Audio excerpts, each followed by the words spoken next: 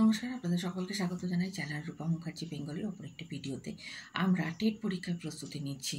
যে প্রশ্নগুলো এবার আমি আপনাদের সাথে আলোচনা করতে চলেছি সেগুলি বাংলা মাধ্যমে থাকলেও আপনারা নিশ্চিন্তে তৈরি করতে পারেন, লিখে নিতে পারেন বা বারবার শুনতে মনে রাখতে পারার চেষ্টা করতে পারেন যে এগুলি কিন্তু আমাদের যে প্রাথমিক টেট বা প্রাইমারি টেট এবং আপার প্রাইমারি টেট এমনকি সিটেটের জন্য সমান গুরুত্বপূর্ণ। চলুন তাহলে সেই সময় নষ্ট না করে শুরু করা যাক। প্রাক প্রাথমিক স্তরের শিক্ষার উপর বিশেষ গুরুত্ব আরোপ করেছেন কোঠারি কমিশন। কোঠারি কমিশন প্রাক প্রাথমিক স্তরের শিশুদের মাতৃভাষার লক্ষ্য সম্পর্কে বলেছিল, to develop the child's ability to express his thoughts and feelings in fluent, correct and clear speech. আধুনিক মনোবিজ্ঞানীদের গবেষণায় প্রমাণিত যে বয়সে শিশুদের মধ্যে মাতৃভাষার বিকাশ সর্বাধিক, তা হলো 3 থেকে 8 বছর। লিঙ্গুয়াফোন পদ্ধতিটি হল শ্রাব্য উপকরণগুলির সাহায্যে ভাষা শিক্ষা। প্রাথমিক স্তরে ভাষা শিক্ষার ক্ষেত্রে বিভিন্ন পাঠদানগত পদ্ধতি কী কী আমি বলে দিচ্ছি, আপনারা একটু নোট ডাউন করে নেবেন। বর্ণক্রম পদ্ধতি অর্থাৎ অ্যালফাবেটিক মেথড বা ধ্বনি শিক্ষার পদ্ধতি বা ফোনিক মেথড, এটি 1 নম্বর। 2 নম্বর বাক্যক্রম পদ্ধতি, সেন্টেন্স মেথড। 3 গল্প বলা পদ্ধতি, স্টোরি টেলিং মেথড। 4 ধ্বনিভিত্তিক পদ্ধতি, ফোনেটিক মেথড। 5 দেখা বা বলা পদ্ধতি, লুক অ্যান্ড সে মেথড। 6 আবৃত্তি পদ্ধতি, রিসিসিয়েশন মেথড। 7 লিঙ্গুয়াফোন পদ্ধতি বা লিঙ্গুয়াফোন মেথড। এগুলি আপনাকে কিন্তু অবশ্যই মনে রাখতে হবে। Poetry is beauty, beauty of form, beauty of language, beauty of thought, mood or feeling. উক্তিটি কার? H champion. কবিতা পাঠদানে কয়েকটি পদ্ধতি আলোচনা করুন। খুব গুরুত্বপূর্ণ প্রশ্ন। কবিতা পাঠদানে কয়েকটি পদ্ধতি হলো গীত বা অভিনয় পদ্ধতি বা আবৃত্তি পদ্ধতি। 2 অর্থবোধ পদ্ধতি। 3 ব্যাখ্যা পদ্ধতি। 4 ব্যাস পদ্ধতি। 5 তুলনা পদ্ধতি। 6 বিশ্লেষণ পদ্ধতি। 7 সংশ্লেষণ পদ্ধতি। 8 সাধনা পদ্ধতি। 9 সংযুক্ত পদ্ধতি।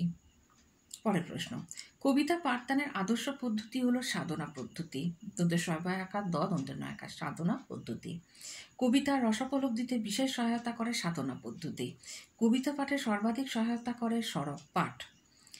ব্যাকরণে সংজ্ঞা নিরিখে উদাহরণকে প্রতিষ্ঠিত করার পদ্ধতিটি হলো অবরোহী পদ্ধতি। ব্যাকরণ শিক্ষার সর্বাধিক গুরুত্বপূর্ণ পদ্ধতি হলো আরোহী পদ্ধতি।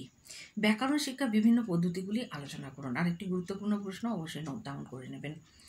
ব্যাকরণ শিক্ষার বিভিন্ন পদ্ধতিগুলি হলো সূত্র পদ্ধতি, ভাষা পদ্ধতি, প্রাসঙ্গিক পদ্ধতি, ব্যাকরণ পাঠ্যপুস্তক পদ্ধতি, বিশ্লেষণ পদ্ধতি, অবরোহী পদ্ধতি, আরোহী পদ্ধতি। শিক্ষার্থীদের অনুবাদ শিক্ষার ক্ষেত্রে সর্বাধিক গুরুত্বপূর্ণ হলো ভাবানুবাদ। অনুবাদ শিক্ষার বিভিন্ন পদ্ধতিগুলি কী কী? 1 আক্ষরিক অনুবাদ। 2 ভাবানুবাদ। 3 রসানুবাদ। রচনা শিক্ষার প্রারম্ভিক পর্যায়ে মৌখিক রচনা শেখাতে হবে। অনুবাদ শিক্ষার প্রধান উদ্দেশ্য হলো দুটি ভাষার প্রয়োগ, বৈচিত্র্য এবং পার্থক্য ছাত্রকে শেখানো। সর্বোৎকৃষ্ট অনুবাদ শিক্ষা পদ্ধতিটি হলো মাতৃভাষার স্বাভাবিক চলনকে রক্ষা করার শিক্ষাদান। দ্রুত পঠন বলতে বোঝায় কোনো পাঠ্য বিষয় নীরবে ও দ্রুত গতিতে পড়তে পারা। ভাষা শিক্ষার ক্ষেত্রে উপযুক্ত পরিবেশ রচনা বলতে বোঝায় বিষয়বস্তু সম্পর্কে সংক্ষেপে আলোচনা করে দেওয়া।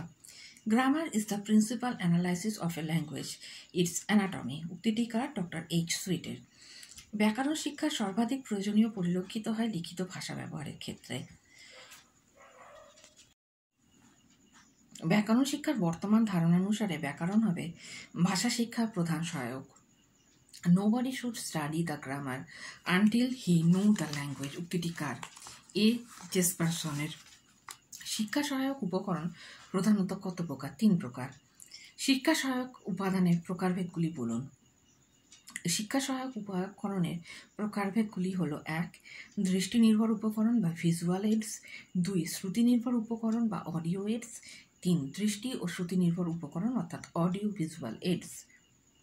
শ্রেণীকক্ষে সর্বাধিক গুরুত্বপূর্ণ শিক্ষা সহায়ক উপকরণটি হলো কৃষ্ণফলক বা ব্ল্যাকবোর্ড। স্লাইডের সাহায্যে কোনো ছবিকে বড় করে দেওয়ালে উপস্থিত করে ম্যাজিক লন্ঠন। শিক্ষা সহায়ক উপকরণ ব্যবহারের সমস্যাটি হলো অপব্যবহার ছাত্রদের মনে ভ্রান্ত ধারণার সৃষ্টি করতে পারে। প্রযুক্তিগতভাবে বহুধা মাধ্যমে প্রধান শ্রেণীবিভাগ করুন। শ্রেণীবিভাগগুলি হলো 1 সরলরৈখিক বহুধা মাধ্যম বা লাইনার মাল্টিমিডিয়া 2, হাইপার মিডিয়া 3, ক্রিয়া প্রতিক্রিয়াধর্মী বহুধা মিডিয়া বা ইন্টারঅ্যাক্টিভ মাল্টিমিডিয়া।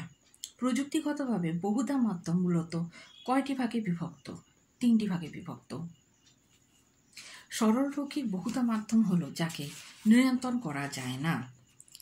পরবর্তীকালে আমরা ল্যাঙ্গুয়েজ 1 ও ল্যাঙ্গুয়েজ 2 এর উপরে একটু দৃষ্টিপাত করব এবং তার সাথে বেশ কিছু একদম বেসিক স্তরের যে আমাদের রয়েছে ম্যাথগুলো, সেগুলোর ব্যাপারেও আমরা সংক্ষেপে আলোচনা করব। কারণ যদি খুব শীঘ্রই আপনাদের প্রাইমারি যেটির অ্যানাউন্সমেন্ট করে দেওয়া হয়, সেক্ষেত্রে কিন্তু আমাদের এই প্রস্তুতিটা খুব ভালো কাজে লাগবে। দেখা হচ্ছে পরের ভিডিওতে। ধন্যবাদ, নমস্কার। এই প্রসঙ্গে কোনো প্রশ্ন থাকলে অবশ্যই করতে পারেন। চ্যানেল সাবস্ক্রাইব করতে ভুলবেন না নতুন নতুন আপডেট পাওয়ার জন্য। নমস্কার।